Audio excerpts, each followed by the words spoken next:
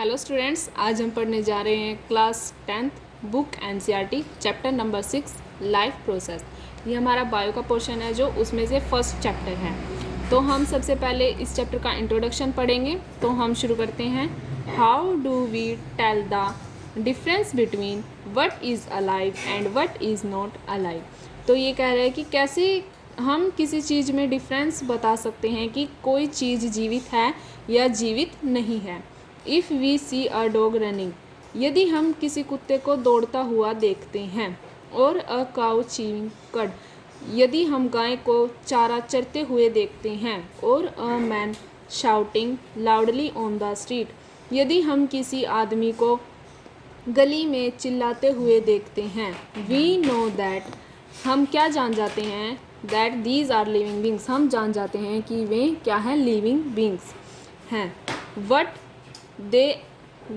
If the dog और the cow और the man were asleep, क्या होगा यदि कुत्ता, गाय और वह आदमी सो जाता है। वी वुड स्टिल थिंक, हम थोड़ी देर के लिए सोचने लग जाएंगे।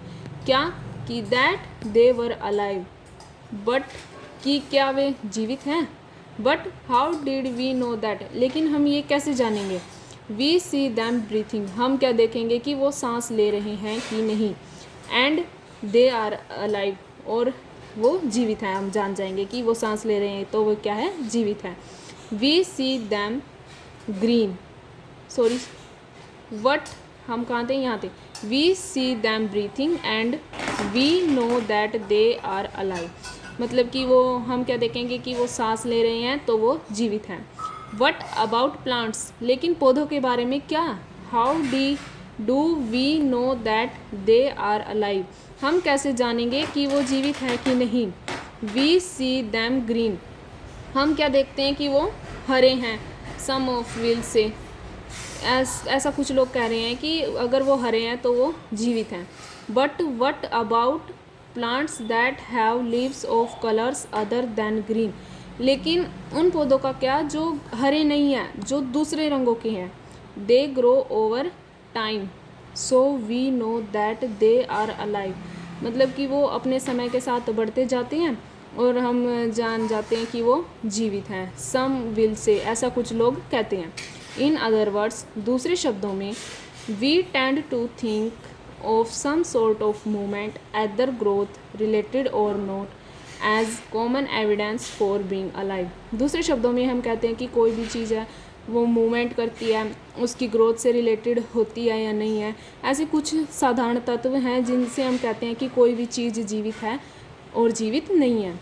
But A plant that is not visibly growing is still alive, मतलब कि एक प्लांट है जो वो अपनी जगह पर खड़ा रहता है, उसकी ग्रोथ को हम मतलब कि हम थोड़े थोड़े दिनों में देखते हैं ना, हम एक साथ उसकी ग्रोथ को विजिबल नहीं कर सकते, नहीं देख सकते। And some animals can breathe without visible movement, मतलब कि और कुछ प्राणी ऐसे भी हैं जिनको हम सांस लेते हुए भी नहीं देख सकते। So using visible movements as the defining characteristics of life is not enough, मतलब कि जो हमारी विजिबल मूवमेंट है, जो हम बाहर से देखते हैं कि कोई चीज़ बढ़ रही है, कोई सांस ले रही है, घूम रही है, फिर रही है, ये एक डिफाइनिंग कैरेक्टरिस्टिक्स ऑफ लाइफ हम इसको नहीं कह सकते। Movements over very small scales will be invisible to the naked eye movements of molecules for example, मतलब कि ये क्या कह रहे हैं कि बहुत ही हमारे स्मॉल स्केल्स पर भी मूवमेंट होती है जो इनविजिबल होती है, जो हम नहीं देख सकते।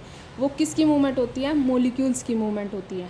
In this invisible molecular movement is necessary for life, और ये हमारी जो इनविजिबल मोलिकुलर मूवमेंट होती है ये नेसेसरी फॉर लाइफ होती है, बहुत ही मतलब कि आवश्यक होती है हमारी लाइफ के लिए। If we ask this question to professional biologist they will say yes, यदि हम ये क्वेश्चन किसी प्रोफेशनल बायोलॉजिस्ट से पूछेंगे तो वो भी यस ही कहेंगे कि molecular movement is necessary for life. In fact virus do not show any molecular movement in them until they infect some cell, and that is partially why there is a controversy about whether they are truly alive or not, मतलब कि ये क्या कह रहा है, ये कह रहा है कि जैसे भी कोई वायरस है, ये हम उसकी बाहर की ग्रोथ देख के नहीं बता सकते वो बढ़ रहा है, घट रहा है, ये देख के हम नहीं बता सकते कि वो अलाइव है या नहीं है।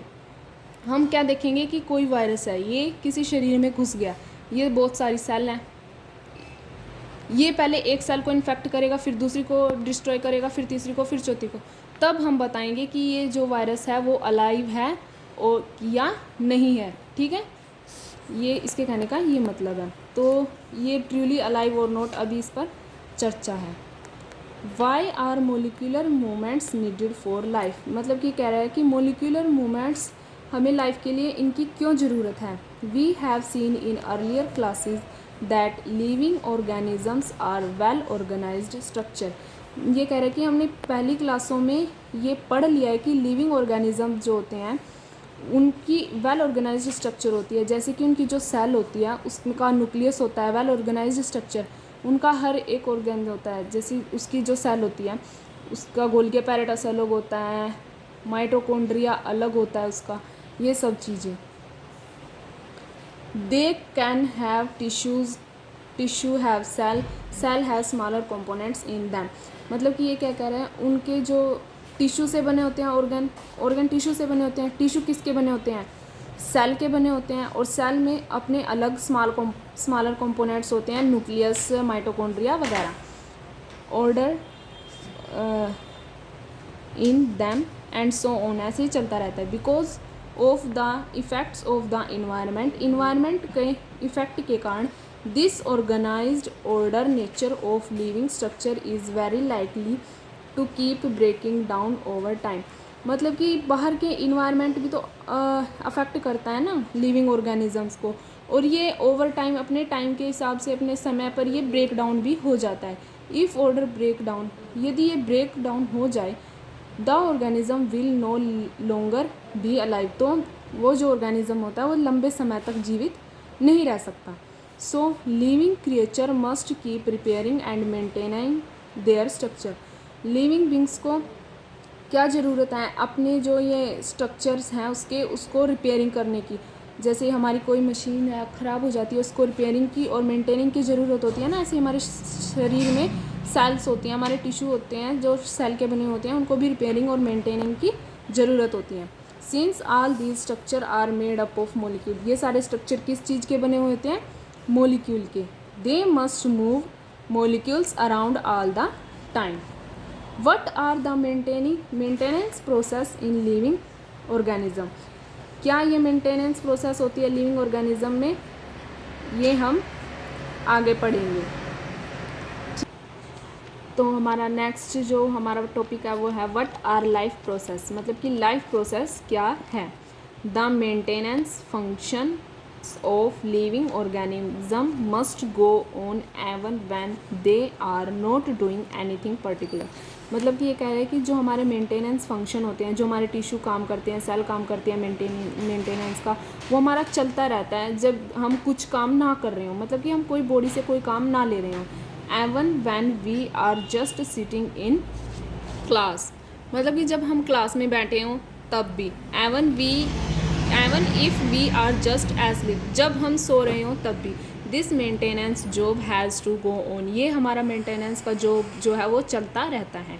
द प्रोसेस, ये हमारी लाइफ प्रोसेस की डेफिनेशन है। The process which together perform this maintenance job our life process, मतलब कि जो ये सारा प्रोसेस है, जो ये इकट्ठे करके जो ये काम करता है मेंटेनेंस का, मेंटेनेंस जॉब करता है, ये हमारा क्या है, लाइफ प्रोसेस है।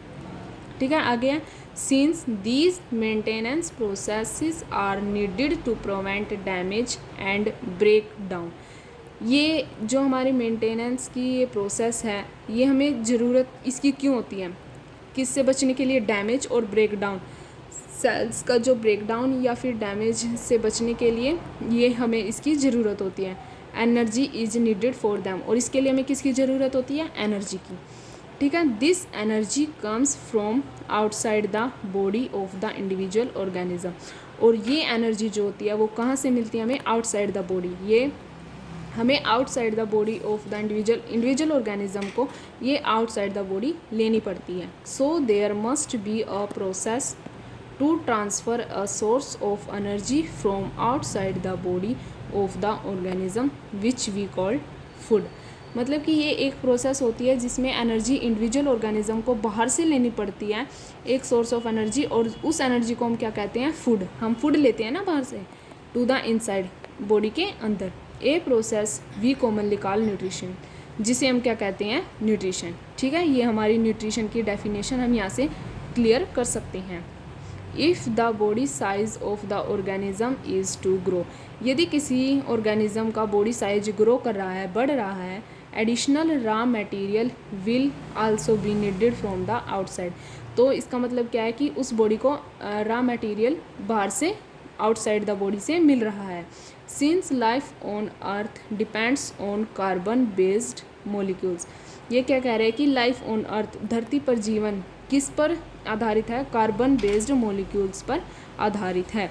Most of these food source are also carbon based,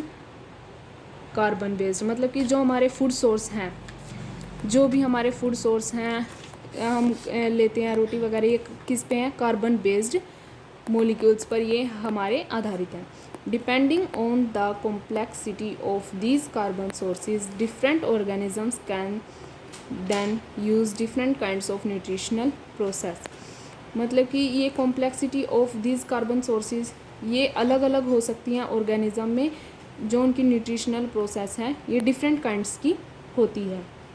the outside source of energy could be quite varied, जो हमारी ये बाहर की जो आउटसाइड सोर्स ऑफ एनर्जी जो हम बाहर से लेते हैं ये हमारी वेरी कर सकती है, मतलब कि अलग अलग हो सकती हैं।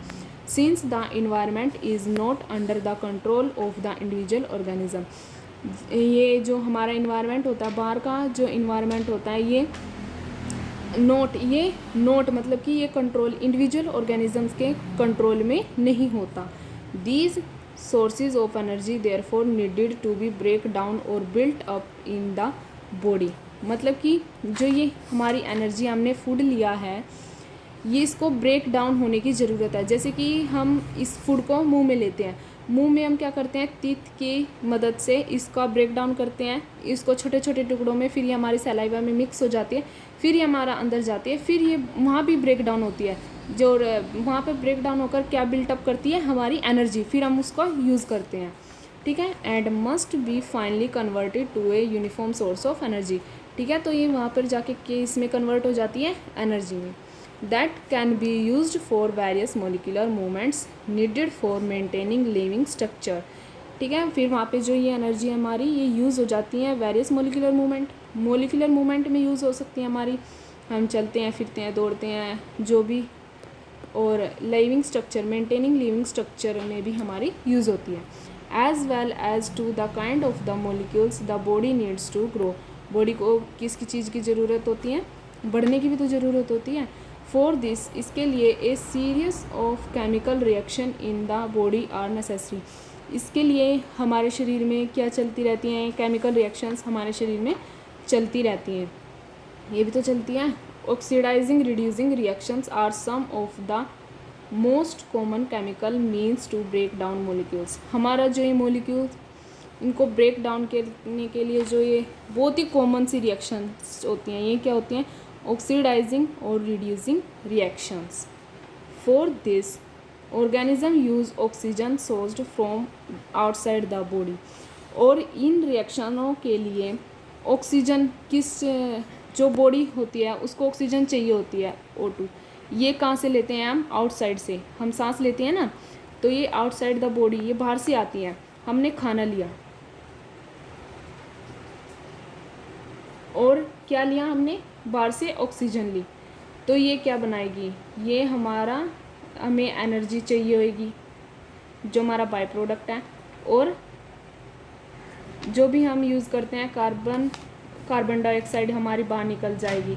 ऐसे मतलब कि यूज़ होती है, जो हमने खाना लिया है और बाहर से हमने ऑक्सीजन लिया तब उसका ब्रेक डाउन होता है मॉलिक्यूल्स का, जो भी हमने फूड मटेरियल लिया है, और हमें एनर्जी मिल जाती है जो हम यूज़ कर लेते हैं अपने काम में जहाँ भी हमें यूज़ करनी होती है। For this oxygen sourced from the outside, the process of acquiring oxygen from outside the body and to use it in the process of breakdown of food sources for cellular needs is what we call respiration. ये हमारा respiration होता है, मतलब कि ये हमारे respiration की definition है। ये क्या है, ये क्या कह रही है कि जब हम अंदर हम फूड जो लेते हैं हम अपना बॉडी में, तो हम बाहर से ऑक्सीजन भी लेते हैं। उस फूड को क्या करने के लिए, break down of food sources for cellular needs, मतलब कि सेल की रिपेयरमेंट के लिए, उनको डैमेज से बचाने के लिए, जो भी हमारा हम वर्क करने के लिए जो फूड लेते हैं और बाहर से ऑक्सीजन लेते हैं, उस फूड को ब्रेक डाउन करने के लिए, तो ये हमारी प्रोसेस क्या कहलाती है, रेस्पिरेशन।